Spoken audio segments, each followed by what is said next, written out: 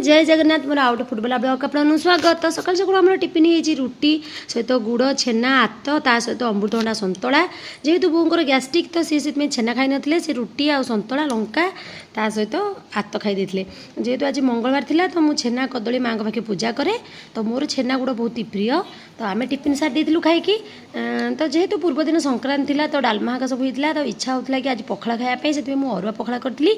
ता सहित बैगण भजा फूलकोबी भजा आलू भजा कांकड़ भजा अमृतभंडा सब चाउल चूना देकी भजा आम कहीं टे क्रिस्पी लगे आम समस्त चाउल चूना देकी एमती भाजिले भल लगे तावा भजा। तो ता सहित था आलू सीझा कंचा लंका कांधिया अदा और भेंडी भजा कि पाग ये पाग तो भात पड़ेब तो ता सहित दही भात।